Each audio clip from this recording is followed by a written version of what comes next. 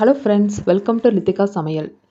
இன்றைக்கி நம்ம ரேஷன் அரிசியை வச்சு ஒரு சுவையான முறுக்கு வத்தல் எப்படி செய்கிறதுன்னு பார்க்கலாம் வாங்க. இந்த வத்தல் செய்கிறதுக்கு எந்த விதமான செலவும் இல்லைங்க. வீட்டில் இருக்கிற பொருளை வச்சு எப்படி செய்கிறதுன்னு பார்க்கலாம். நான் அதுக்கு ரேஷன் புழுங்கல் அரிசி எடுத்திருக்கேங்க. அரிசியில் நெல், கருப்பு கலர் அரிசிலாம் இருக்கும், அதெல்லாம் நம்ம சுத்தம் பண்ணிக்கலாம்.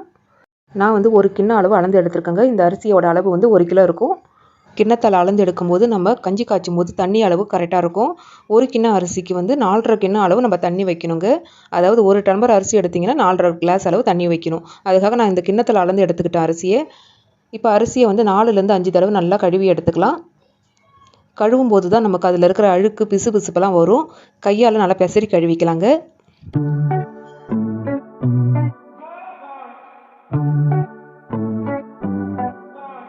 அரிசியை கழுவின பிறகு 3 மணி நேரம் ஊற வச்சிடலாங்க.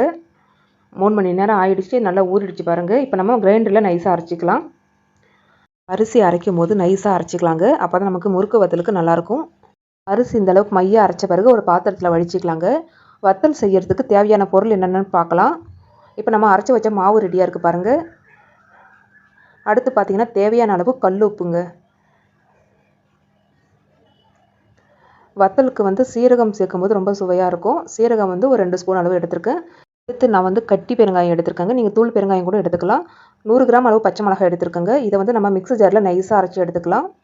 அடுத்து நம்ம முறுக்கு வத்தலுக்கு கஞ்சி காய்ச்சிக்கலாங்க. நான் இன்றைக்கி விறகடுப்பில் தான் செய்கிறேன், நீங்கள் கேஸில் கூட செய்யலாம். காலையில் போட வேண்டிய வத்தலுக்கு நான் முதல் நாள் சாயங்காலமே கஞ்சி காய்ச்சிறேங்க. முறுக்கு வத்தல்னால நம்ம முதல் நாளே செஞ்சு வச்சிடலாங்க, ஒன்றும் வீணாகாது. முதல் நாளே நம்ம செஞ்சிட்டோம்னா காலையில் நம்ம வெயில் வரதுக்கு முன்னாடியே நம்ம வத்தலை புழிஞ்சிட்டு வந்துடலாங்க. ஆனால் காலையில் கஞ்சி காய்ச்சி நம்ம ஆற வச்ச பிறகு நம்ம போகிறதுக்கு லேட் ஆகும். அதனால முறுக்கு வத்தலை நம்ம முதல் நாளே செஞ்சிடலாம். 1 கிலோ அளவு அரிசி எடுத்துருக்கோங்க. அதுக்கு நம்ம பெரிய பாத்திரமாக எடுக்கணுங்க. 1.5 கிலோ அளவு சாதம் வடிக்கிற பாத்திரமாக நான் எடுத்திருக்கேன். நம்ம எந்த அளவு அரிசி எடுக்கிறோமோ அதுக்கு தகுந்தவரை பெரிய பாத்திரமாக எடுத்துக்கணும். இப்போ நம்ம தண்ணி அளந்து ஊற்றிக்கலாங்க. 1 கிண்ண அரிசிக்கு 4.5 கிண்ண அளவு தண்ணி வைக்கணுங்க. நான் இந்த பாத்திரத்தில் 3.5 கிண்ண அளவு தண்ணி வச்சுருக்கேன்.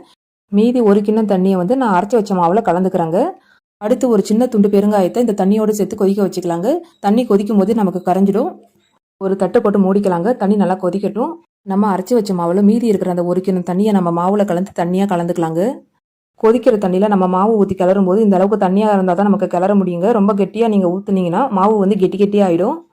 இந்த அளவுக்கு தண்ணியாக இருந்தால் தான் நமக்கு கொதிக்கிற தண்ணியில் கலந்து நல்லா கிளறதுக்கு கரெக்டாக இருக்குங்க. இப்போ தண்ணி கொதிக்க ஆரம்பிச்சிடுச்சு. நம்ம அரைச்சி வச்ச பச்சை மிளகாய் விழுதை சேர்த்துக்கலாம். அடுத்து நம்ம கரைச்சி வச்ச மாவையும் சேர்த்துக்கலாங்க.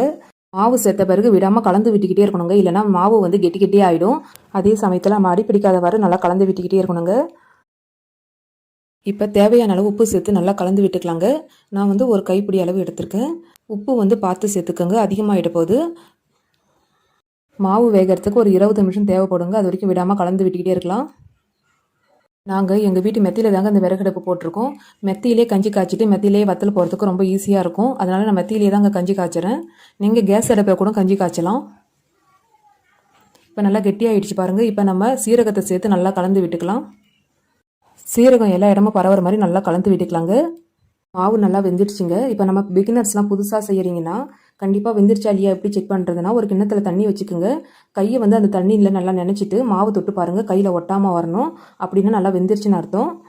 வத்தல் மாவு நல்லா வெந்துருச்சுங்க. விறகுலாம் வெளியே எடுத்தாச்சுங்க. அந்த நெருப்பில் தாங்க கிடக்குது. காலையில் பார்க்கலாம். பாருங்கள் நல்லா ஆறிடுச்சு. காலையில் ஒரு 6 மணிக்கு நம்ம வத்தல் போட போகிறோம். மேலே இருக்கிற ஏடையெல்லாம் எடுத்துடலாங்க. வத்தல் போடும்போது ஏடை இருந்துச்சுன்னா வத்தல் பொழியறதுக்கு வராதுங்க. அதனால ஏடையெல்லாம் எடுத்துடலாம். வத்தல் மாவை ஒரு பாத்திரத்துக்கு மாற்றிக்கலாங்க. பாருங்கள் எந்த அளவுக்கு நமக்கு தலை நல்லா வெந்திருக்குன்னு. இதே நம்ம காலையில் செஞ்சு போட்டோம்னா ரொம்ப கஷ்டமாக இருக்கும். அதை ஆற வச்சு தான் நம்ம போட முடியும். முதல் நாளே நம்ம செஞ்சிட்டோம்னா நமக்கு போகிறது ரொம்ப ஈஸியாக இருக்கும். இதுமாதிரி கையால் நல்லா பிசைஞ்சு விட்டுக்கலாங்க. எங்கேயாச்சும் கட்டி கட்டி அதனால் மாவு இருந்துச்சுன்னா நம்ம பிசையும் போதே அது எடுத்துடணும். இல்லைனா முறுக்கச்சில் மாட்டிக்கும். இப்போ நல்லா பிசைஞ்சாச்சு பாருங்கள். முறுக்கு வத்தல் பொடியறதுக்கு முறுக்கச்சி தாங்க தேவைப்படும். முறுக்கச்சி இல்லாதவங்க இதுமாதிரி எண்ணெய் கவர் இருந்துச்சுன்னா அதில் கூட நம்ம ஈஸியாக போடலாங்க.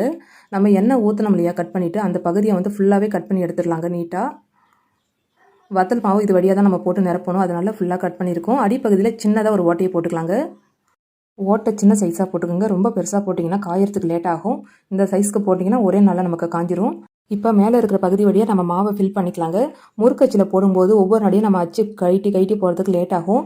இதேமாரி எண்ணெய் கவரில் போடும்போது ரொம்ப ஈஸியாக செஞ்சிடலாம். பாருங்கள் எந்த அளவுக்கு நம்ம மாவை ஃபில் பண்ணியிருக்கோன்னு. நான் இன்றைக்கி ரேஷன் புடவையில் தான் வத்தல் போடுறேங்க. தண்ணியில் நல்லா நினச்ச பிறகு தான் வத்தலை போடணும். அப்போ தான் நமக்கு ஒட்டாமல் வரும். நான் இன்றைக்கி சின்னதாக முறுக்கு மாதிரி வத்தலை புழிஞ்சிக்கிறேங்க. அதே சமயத்தில் நீட்டாகவும் புழியலாம். உங்களுக்கு எந்த மாரி விருப்பம் வேணுமோ அந்த மாதிரி நீங்கள் புழிஞ்சிக்குங்க வத்தலை. ஃபுல்லாகவே நான் வந்து எண்ணெய் கவரில் தாங்க போட்டேன்.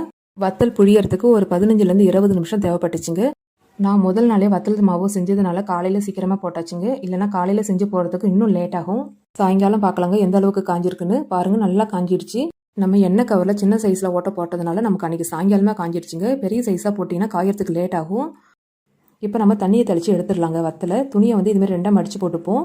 மடித்து போட்ட பிறகு தண்ணி தெளிச்சிக்கணுங்க. தண்ணி தெளித்தா தான் நமக்கு ஒட்டாமல் அழகாக வரும். தண்ணி தெளித்த உடனே நம்ம எடுக்கக்கூடாது. ஒரு 5 நிமிஷம் நல்லா ஊறணுங்க. ஊறினா தான் நம்ம எடுக்க முடியும், ஒட்டாமல் வரும். 5 நிமிஷம் ஆகிடுச்சு. நம்ம இப்போ எடுத்து பார்ப்போம். நம்ம எந்த சைஸ்க்கு போட்டோமோ அதே சைஸ்க்கு நான் உடையாமல் அழகாக வந்திருக்கு பாருங்கள். இந்த வத்தல் செய்கிறதுக்கு எந்த விதமான செலவும் இல்லைங்க. வீட்டில் இருக்கிற பொருளை வச்சு தான் நம்ம இன்றைக்கி செஞ்சோம். பாருங்கள், உடையாமல் எந்த அளவுக்கு வந்திருக்குன்னு. இந்த வத்தல் வந்து எல்லா விதமான சாப்பாட்டுக்கும் சைட் டிஷ்ஷாக எடுத்துக்கலாம்.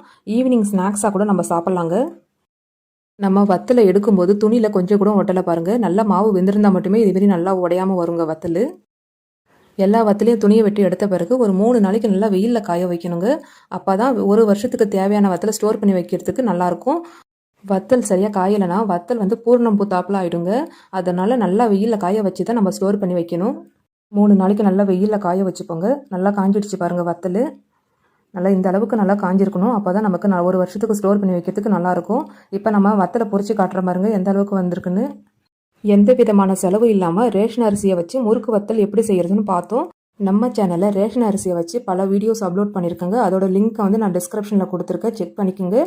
இந்த வீடியோ உங்களுக்கு பிடிச்சிருந்தால் லைக் பண்ணுங்கள், ஷேர் பண்ணுங்கள், கமெண்ட் பண்ணுங்கள் அண்ட் சப்ஸ்கிரைப் பண்ணிக்கோங்க.